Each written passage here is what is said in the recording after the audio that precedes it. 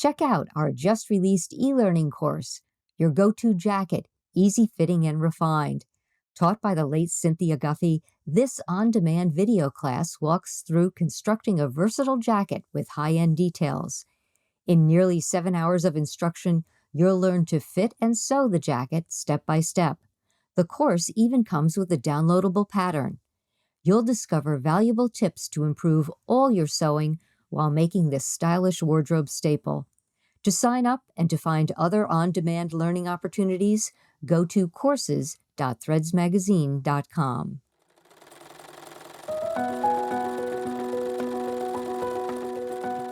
Welcome to Sewing with Threads, the monthly podcast with the staff of Threads Magazine. I'm your host, Carol Frasia, and today I'm talking with Lynn Brannelly of Sewn Adaptive in Los Angeles. Lynn has more than 30 years of experience in costume design and styling for film and television, as well as 50 years of expertise in custom sewing and adaptive apparel. She's also a designer for the Nomi pattern line.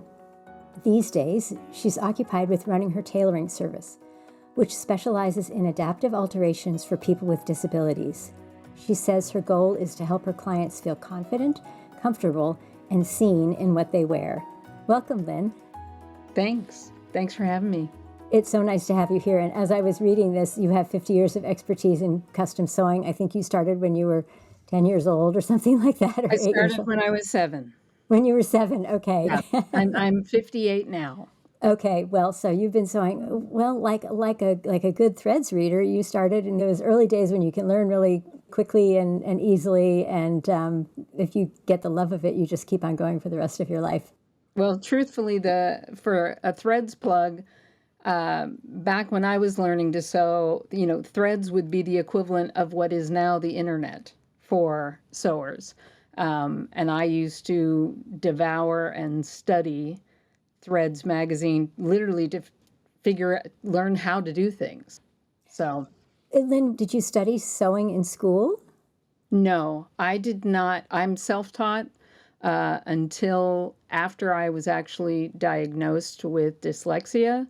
And at that time, I was able to go back to school and get my degree in fashion design. But I was a grown adult with grown kids at that point. That's really interesting. I've been talking to a number of people recently with adult diagnoses of dyslexia who have found their way to use skills that they have that probably weren't appreciated before that. Yeah, absolutely. In their careers, and Right. they become very creative and really successful, which is great to hear. Well, I'm interested in hearing about your background in costume design, but first, I'd love to know, how did you get started with Sewn Adaptive? Can you tell us a little bit more about Sewn Adaptive and where the idea came from? Sewn Adaptive was born out of an experience I had a little over 3 years ago when I was asked to do adaptive alterations for the Runway of Dreams Foundation runway show here in Los Angeles. And I had experience with doing adaptive tailoring a little bit as a costume designer in film, but not at the level with this runway show, which showcased not only a lot of national brands who have elements of adaptive in their collections, but more importantly, a large variety of model talent, all who had all kinds of different disabilities. And what that experience did for me at that time was I became keenly aware of how little there is out there for the disabled community, how the fashion industry has a very limited and narrow view of adaptive design. And as I was seeing firsthand, the disabled people themselves aren't really being offered an opportunity to contribute to design. What were you seeing that was available for them before you were sort of looking into this?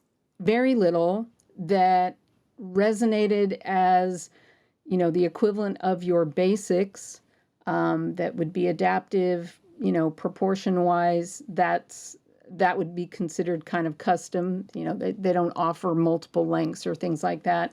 But a lot of things like some adaptive closures, one, two, out of the entire group of brands and their collections. Tommy Hilfiger had the magnetic zipper. I think it was Target that had magnetic button closures. But that's about it. And when you're, in a runway show that has a dozen national brands, and that's the extent of vision for the largest marginalized group in the world. To me, as a designer, I knew, looking at all these different needs and what the problems were, if you would, I knew that it was basic fit adjustments. It was basic, understanding what the needs were, what the disabilities were, and then what we can do to make it different without losing the integrity of the brand's intended design. And truthfully, the majority of those alterations are obvious. So the Runway of Dreams, was that a show that was based on ready-to-wear clothing? Was that the idea? And that you were tailoring for the runway? It was ready-to-wear clothing, but it was the adaptive aspects of these individual brands. And in the case of most national brands, if they have any kind of adaptive, if you have 20 pieces in your collection, you have one adaptive piece. You know what I mean? So, yeah, there aren't options out there. They're very generic. They lack style. They lack anybody's personal aesthetic. And like I said, looking at it and understanding, how to make my own clothes, how I make clothes for other people. No two bodies of ours are the same. It's not rocket science. It's the same. It's the same working principles. It's just a different silhouette. Yeah, well, you say that because you're good at fitting. I think many people who sew at home are, we struggle to fit ourselves, let alone anything that's different from ourselves. But yes, if you have expertise in fitting and you really understand proportion and where things need to change, that's fantastic. I wonder, do you make a lot of custom clothing for your clients, or do you tend to do more? You do that too, yes. yeah. Yes. What are some of the most common alterations in fit and functionality that you make? Well, because in the disability space, the largest demographic in the disabled community are people with mobility issues. So the majority ends up being for wheelchair users, just by nature of there just being more of them.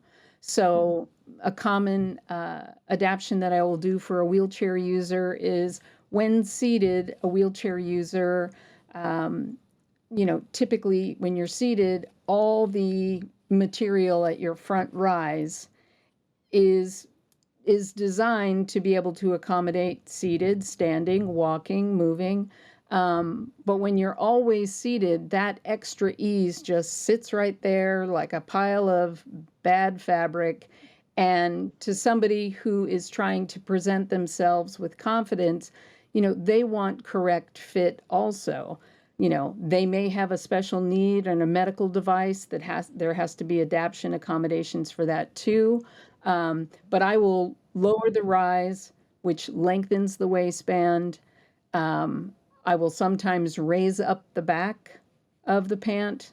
And just doing that takes away all that excess in the front. So if you're visually looking at someone seated in their chair, they look snatched and fit and their best proportions. Well, can I ask you, I'm imagining a pair of jeans and the front rise maybe from the crotch seam up to the waistband is maybe 11 inches, say, on a smaller size, and you might want it to be 8 or something like that?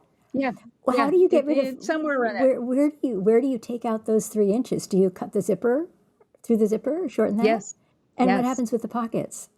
You usually angle it down. So you start at the top of the side seams and you angle it down, like a smile, and you're eliminating that from center front.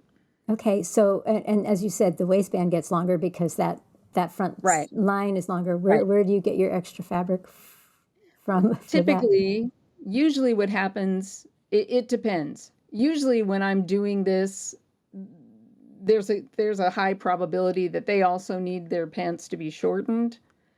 So I will harvest from that hem. If not, I have a ton of stash, as we do, and I try to get the most correct, closest match that I can. But because it's also in the center back and they have a chair back, um, it matching perfectly isn't the end of the world. And because there's a belt carrier also at that center back seam, you'd you'd have to really be looking for that to see that. That's very clever. That's the kind of thinking that most of us don't have to do when we're sewing. We don't have to think about Right, uh, right. how to reshape and find the fabric for it. That's really fascinating. Do you have other alterations that you have sort of developed into a fairly common practice? One that, well, so one, another with wheelchair users, another thing that happens to a lot of wheelchair users is on ready to wear, sleeves are just made to be sleeves and they're made to be able to have full range of motion. But if they are too billowy, have too much ease, um, any wheelchair user is basically rubbing their cuffs and forearms over their wheels. So a wheelchair user, a common issue for them is that their sleeves are filthy at all times because they're touching the wheels. So in the case of the Sewn Adaptive pattern that I did for simplicity, I intentionally, you know, made the ease less, made the cuff without a lot of ease. It's secured to the wrist.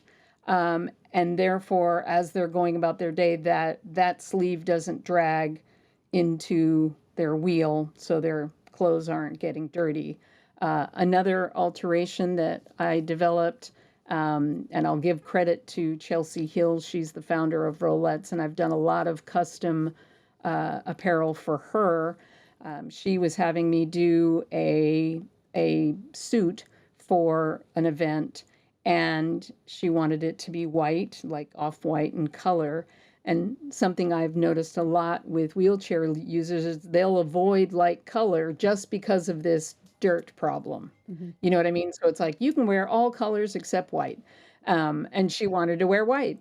And and she was like, "What can we do? Because it's a regular blazer, and I want it, I want it to look good."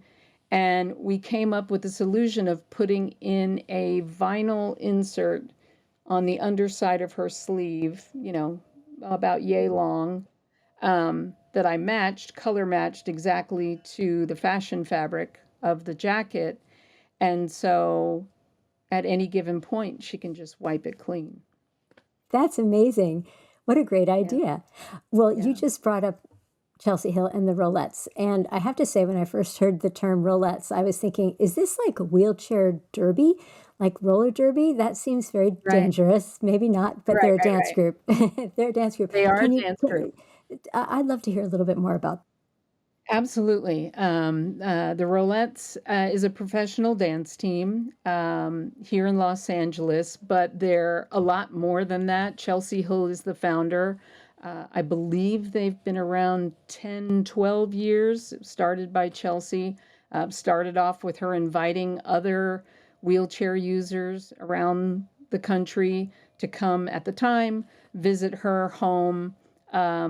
At the time was in, I think, the Montecito area, and just started kind of having this women's empowerment event bringing people together with common interests, and with a passion for dance.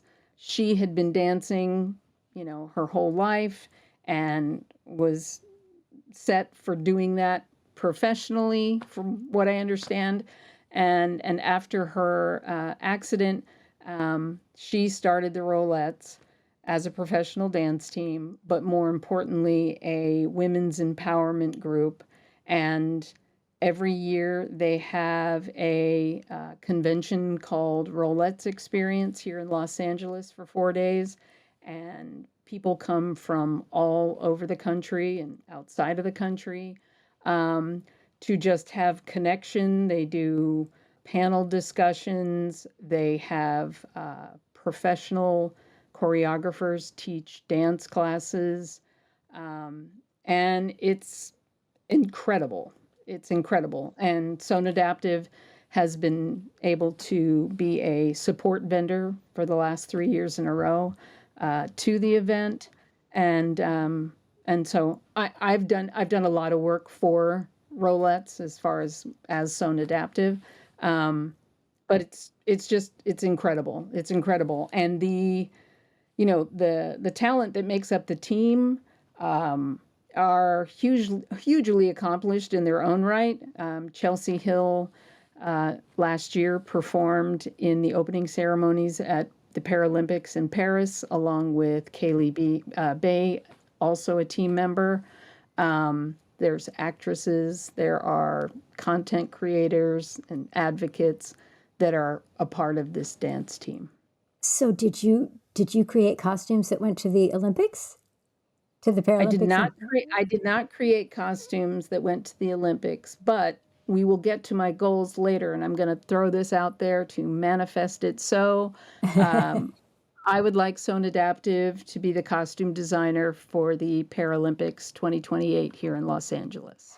Okay, that's great. I think that you should be. That would be really, really wonderful. I don't know who they usually have, but I think it would be great if you did. Right. Well, okay, so imagine that you're now working with people from around the world. I know that you have local clients who come to your storefront and help you there and get fitted there. But you also consult with video chats for some of your Yes. clients. How does Yes. that work?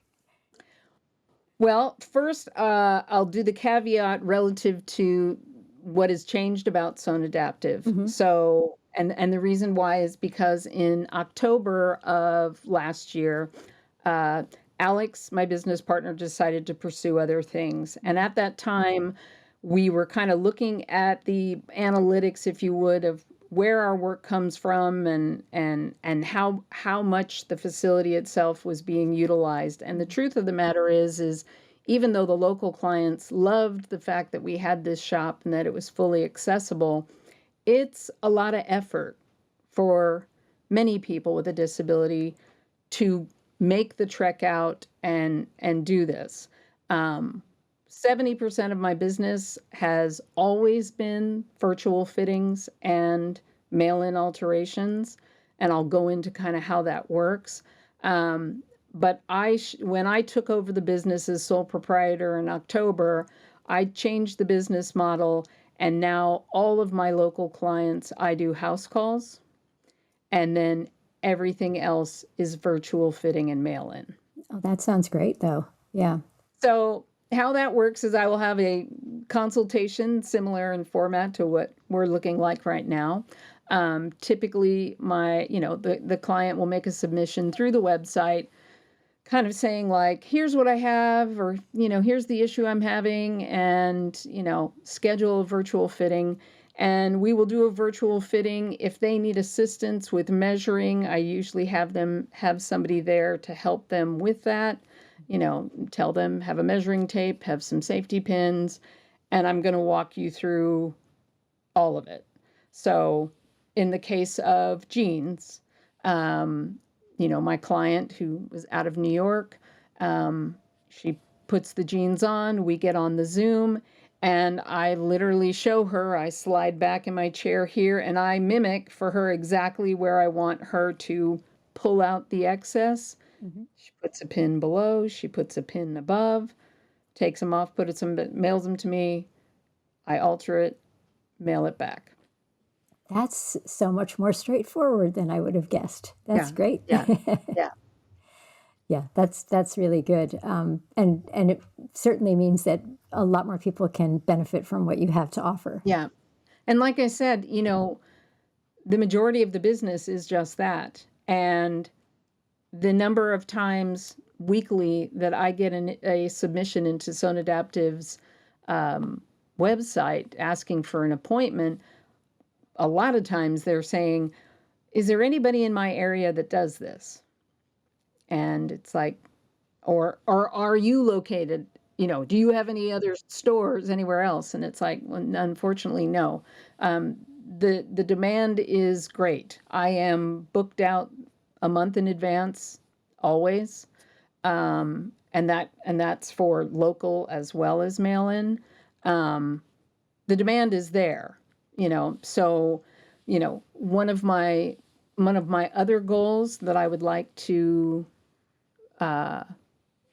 create is like a Sewn Adaptive certification, if you would, where I could go into any kind of alteration, place and train their stitchers and tailors on, these are the type of disabilities that will come through. These are the kind of the adaptions that they'll need.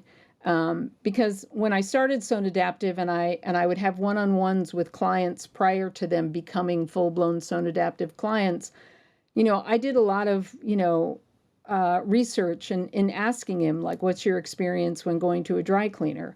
With the majority of wheelchair users, the space isn't accessible. They couldn't even do a fitting. In the case of somebody with dwarfism, there's just so much you need to know about, say, dwarfism. The type of dwarfism, dictates all types of differences, Mhm. from one to the next. And most dry cleaners obviously don't know anything about this. And from a liability standpoint, don't want to touch it with a 10-foot pole. So they're getting turned away because people don't have this knowledge, not because it wouldn't be very easy to understand. Um, they just don't know what they don't know. Right, and they don't want to get in there and cut up somebody's clothes and have it turn out Correct. wrong. Right. Do you think that in most dry cleaner tailoring situations they would be willing to learn this kind of thing? You know, I don't know. I mean, you would think with 26% of the population out there, all 100% need alterations, that you'd want to take advantage of that money. You know what I mean? Yeah. Um, even if your mission wasn't mine, which was to make a difference, there is an entire demographic that is being neglected, that has the resources to have this work done. And unlike able-bodied people, they don't have the option not to have this work done. Right. Exactly. Yeah. Well, this is definitely something to think about Yeah, and keep it on your goal list. yeah. So you've told us a little bit about your sort of easy, sort of normal kinds of alterations that you do. Is there anything that's especially challenging you've had to do? Well, again, kind of circling back to say dwarfism. When I get an alteration from somebody with dwarfism, what ends up typically happening is you end up kind of taking the garment completely apart, because proportions aren't just lengths. Um, you know, they're depending on the type of dwarfism. Again, kind of say statistically, or what typically is with different types of dwarfism, will kind of dictate how the body is different. And so I end up taking a garment, a regular adult goes out and buys something they like and it's trendy, just like we do, and they bring it to me, and I have to reshape the entire garment in order to be proper proportions for them.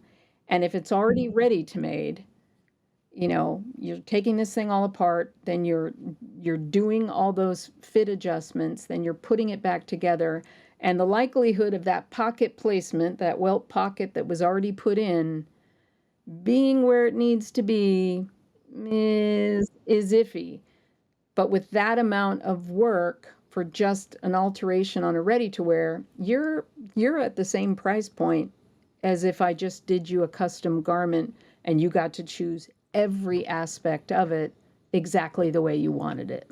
I was going to ask about that. Do you then create patterns for Yes. individuals, and then they can come back to you and you say, I've got your trousers pattern Yes. always ready? And I have one client, Christoph. He is a actor. He's an adaptive surfer.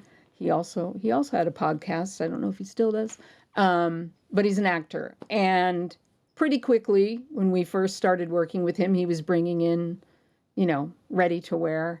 And right away, as a wardrobe stylist, I was like, you're on red carpets. You are front and center. We should not be adapting ready to wear for you. We should be creating custom pieces for you for those events, so that you look your very best. And we had one scenario. He was in a film with the actor's space. I'm spacing it. Anyway, but he was in a big film that went to Sundance, and he was going to Sundance to promote the film. And he came into the shop and he was like, "Hey, yeah, I need to get something made." And he was like, I think I just want a suit. And I was like, "Well, what's the event? Where are you going?" And he was like, "Oh, I'm going to Sundance." And I was like, No, a suit is all wrong. I was like, okay, now I'm being a stylist and I'm telling you that the look of Sundance is not, not a tuxedo, not a suit. I was like, we need to make you a really cool, like jean jacket and a cool pair of custom jeans and, a nice dress shirt. And it should be very, not rustic, but it should be edgy, hip and trendy, like Sundance. And he was like, okay. We made him this incredible jean jacket that had leather collar, custom jeans, and a couple different dress shirts. And we got calls from able-bodied people wanting his jacket. I have to say that I think the photograph of this is on sewnadaptive.com. It should be, yeah. It should be. Yeah. People should go and look Yeah. at it because it's a great outfit. I know why people are calling for that, because Yeah. it is exactly that. It's like, it's cool, but it's not crazy. It's very Right. contemporary. Yeah, it's great styling, and the fitting is impeccable. Right. And his overall, I mean, literally when we presented it to him, literally as he's jumping in the car to drive to the airport, and, he put it on and he welled up. He was literally like, I have never looked this good. And it's like, no, you've always looked this good. It's just, it's never fit properly. And it feels so much better when your clothes fit your body properly. It's not even just like that you're happy to look good, but Absolutely. you feel like yourself, which is really important, I think. Right. And universal. It's universal. Yes. We all, disabled or not, feel that way. Yes, absolutely. If you think about, the plus size community also, you can't just go out there and say, I feel like this kind of person, there's nothing for me to buy Right. that will help me express what that is. Right. It does feel like, the fashion industry is run by its bottom line. And Right. But as you say, it feels like there are enough people out there that their bottom line could not suffer if they tried to serve them. Right. No, I understand from a manufacturing standpoint, it's always a risk. When you have a collection and you already have your manufacturing set up, and anytime you make any kind of changes, that's a cost. And offering adaptive, is a risk as far as like, will they buy it? And, it's why I went the direction I went, where it's like, okay, well, if it already exists, I'll adapt it to you, and then you can wear what you want to wear, and in the case of dwarfism, somebody were to come up with a line for dwarfism, even that, because from difference of types of dwarfism, like I said, there's all kinds of different there's all kinds of differences. And so, it would be a very specific, it'd be very niche, and you know, it would be hard to be able to justify the cost, especially if it didn't end up selling. You know what I mean? But that's why, it's like just come to me. We'll just do it custom, and you'll look exactly the way you want to look. So now you have been creating designs for Nomi patterns. Did you reach out to them, or did they reach out to you? How did you get connected to them? So my Nomi story, when I was approached by Mimi G to be a licensee for Nomi, and at the time that she reached out and approached me, I had already started Sewn Adaptive. And so when we were talking about, what being a Nomi licensee entails, in my mind, I had already decided that no matter what I did, I was going to make sure that I was able to represent design that's adaptive design. And so I pitched back to her. I was like, yeah, I'd love to do this, but would you consider allowing Sewn Adaptive to be a licensee for the adaptive category? And they said yes. So I am under contract as a Nomi designer, as well as Sewn Adaptive is a contract licensee. And so Sewn Adaptive has 2 patterns under Simplicity currently, and has since last year, that is actually sold very well. And then the Nomi designs, all of my Nomi designs look like regular designs to those looking at the envelope, but every bit of the design that I did was intentional in proportion. Anything that I've designed, if you are in the seated position, you do not have to make adaptations. That's really interesting. I noticed that with the tops tend to be a little bit of an asymmetrical, a little bit shorter in front, longer in back. How do you do that with the pants? So this one behind me, and I know this doesn't play well for podcasts, but this one behind me is my latest pattern, and you can see the length of the jacket. Yeah. The blouse is a high-low. It's adaptive. On the pattern front, it's me on the pattern, and you see it, and you're like, oh, I like that look. I love that jacket. But what you don't know is that it was with the seated position in mind that I designed first. You just happen to like it also.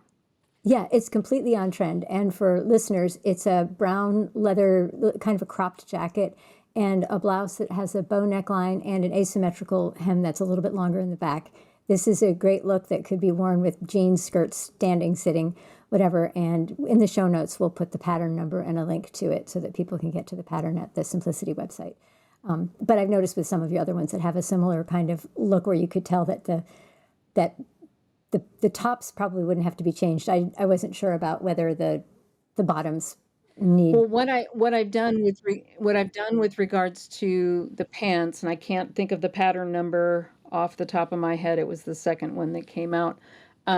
Those pants also I did with adaptive in mind. They are a flared like lace pant with a like a flesh underlining, and the zipper is a side zip, which for those most people side zip. Yeah, we side zip pants. Those exist. But for somebody who wears an ostomy bag or a colostomy bag, being able to have that side zip allows them to access that without having to remove their clothing by just zipping from the side.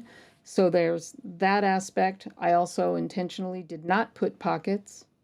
There's no pockets on the pants, because pockets on the back on somebody who is in the seated position, like a wheelchair user, anything that over time that can rub and create sores can be very dangerous for wheelchair users. So you're always mindful of seams and how thick they are, or belt carriers and things like that. You're always mindful of if there could potentially be an issue for that.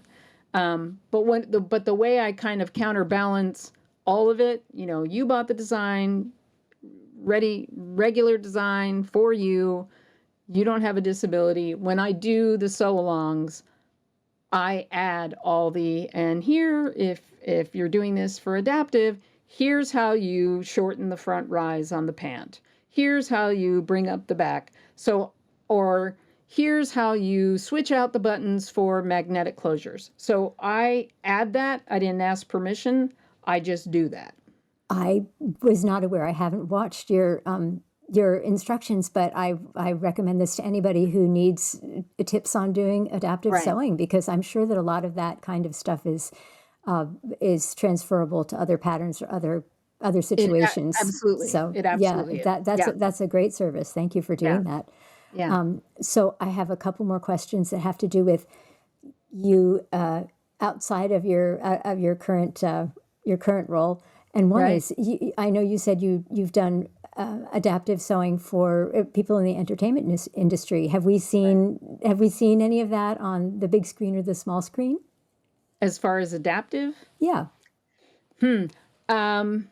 you have, if you've watched any of my films, you have, but again, you wouldn't know it.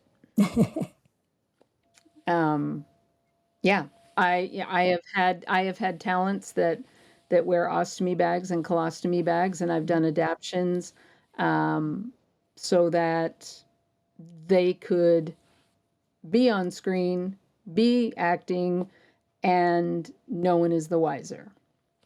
Okay. So that's the point of it. No one is the Right, wiser. Right. right.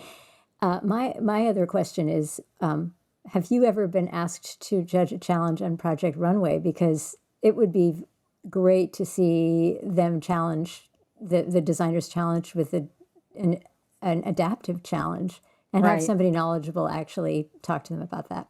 No, nobody at Project Runway has ever reached out to me and asked for such a challenge. I know that there has been elements of adaptive in seasons past. I mean, I'd be first to say I would absolutely love that opportunity. I would welcome that opportunity because, like I said, the current adaptive designs out there. There's some independent designers that are doing really great work, but are not necessarily well known. But as far as like national brands, they're not. I mean, they're doing stuff, but it, in my opinion, is not great. I would absolutely love that opportunity because there are so many ways to adapt high fashion, real, you know, really solid looks that I would love for the disabled community to be able to see, but I would also love for the overall fashion industry to normalize that adaptive doesn't have to look any different than any other design. It doesn't. All the stuff that I do, like I said, you don't know. You don't know that I've done it. You know what I mean? Yes, if somebody uses a wheelchair or walks with crutches or whatever mobility they use or anything else, yeah, why should they have to be, just like so grateful that they got like a basic pair of pants and a basic top when they deserve to be Right. dressing in a way that's more expressive? Right. Yeah. One fun factoid, I did audition for Project Runway season 3 many, many years ago. When I first came to Los Angeles, I'd heard about the audition and I just, on a Mhm. whim, I was like, I'm going to try. I had, no preparation. I definitely didn't have a clear collection or anything. I just kind of grabbed the things that I had on me and went. I was actually in line all day with Uli, if you remember the Yes. talent Uli, who ended up on the show. But I obviously didn't make the show, but I'm a believer of, you miss 100% of the shots you don't take. Yes, So, absolutely. That's a good way to think about it. but And yes, that takes me to yeah, my last question, because we're running out of time now, and that is, you were saying you had goals that you're trying to manifest. Do you want to share some with us? yes. So, one, I already said it, but I'll say it again. I want to be the costume designer for the Paralympics for the 2028 Mm-hmm. Paralympics here in Los Angeles.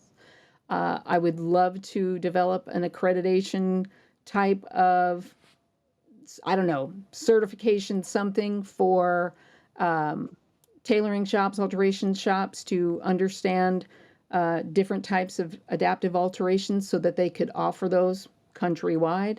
I've started mentoring interns, and I want to be able to continue that. I really enjoy, especially mentoring neurodivergent. Mm-hmm. One, because I am neurodivergent, but two, that there is skill sets within neurodiverse people that actually in the sewing world makes you a better, Yes, yes, a better way to put it, better than a lot of other yes. sewers.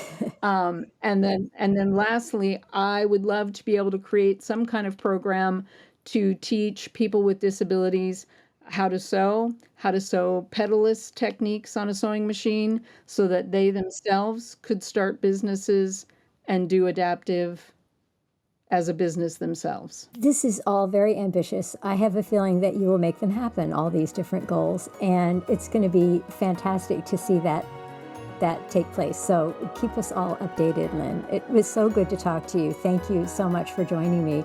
And anyone who wants to know more about Lynn and her work can go to sewnadaptive.com, and you'll see a gallery of garments that she's done, as well as different listings of services that she provides. So you can find out quite a bit. Thank you to all our listeners for tuning in today. You can find show notes for this episode at threadsmagazine.com, as well as links to previous episodes. Meanwhile, keep on sewing with threads. Thank you to our guests for joining us, and thanks to all of you for listening. Please remember to send your comments, questions, and suggestions to th@threadsmagazine.com. And please like, comment, and subscribe wherever you are listening. Until next time, keep on sewing with threads.